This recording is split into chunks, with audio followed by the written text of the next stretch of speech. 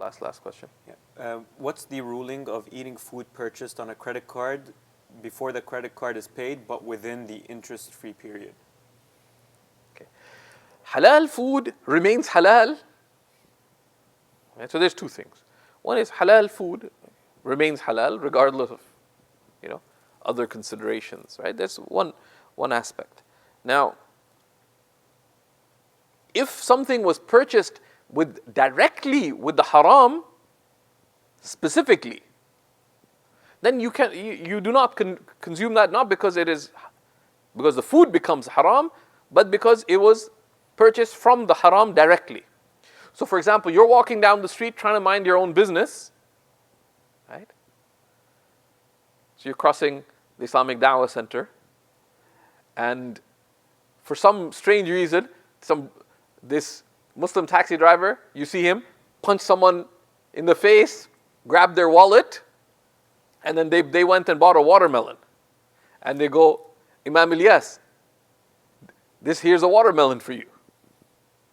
And they produced a suspicious looking dagger, and they opened, they did the, I don't know if you know, expert watermelon cutter, they cut it on the spot, here you go. Is Imam Ilyas allowed to consume that from that watermelon? No, because the watermelon is halal, but it's directly from the haram.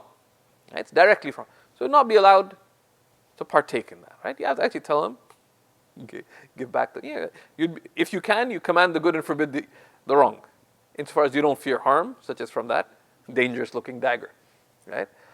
But if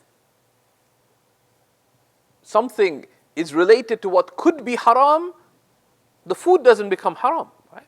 So in itself, for example, the use of a credit card is permissible, unless it results in the haram, right? So someone purchased food using a credit card, the food doesn't become haram.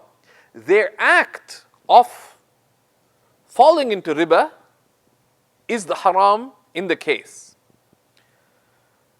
And one needs to be careful, because the permissibility of the use of a credit card is conditioned and predicated on being sure that you will be able to pay up in full before any interest accrues on your credit card. And you have to be very careful about that. Most Muslims who have credit cards are negligent in this matter. And that's sinful. It's a major sin. It is falling into riba. And there's stern warnings against that. There's nothing that is warned against more severely than, after disbelief in Allah subhanahu wa ta'ala, than riba is. Because there's nothing that is materially more harmful to humanity than the institution of riba, than of interest. It is what leads to the economic enslavement of entire peoples and nations and continents. And that's why we have economic injustice. One of the foundations of economic injustice is riba and all that it results in. So we do not participate in it, and we have a principled, pragmatic, practical approach to that. So be very careful about the use of credit cards. If you're not able to use it, avoid it. If you can't use it without paying up in full before interest accrues, do not use it. Get rid of your credit. Pay up, clear your debt, don't use credit cards. In general, debt is a matter that a concerned believer avoids, in general. For many reasons, which we won't go into, but debt is discouraged in our deen. And it's a traditional value across societies. They used to say, a fate worse than debt. Right? A fate worse than debt.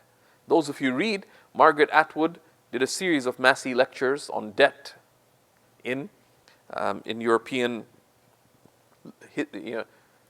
thought and literature and the cultural narrative. It was just before the financial crisis.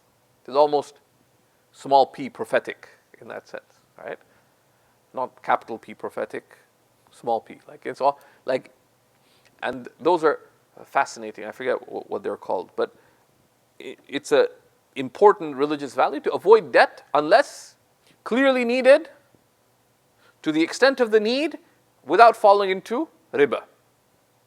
And sometimes there's a need. You're trying to start a business, you borrow some money, but you borrow to the extent of your need in a manner that's permissible, without riba, and you're sure that you'll be able to repay, etc., then that's fine. They say if you need to get married, there's an excellent opportunity. Uncle Jamil said, you have 10 days to propose to my daughter. Zubair.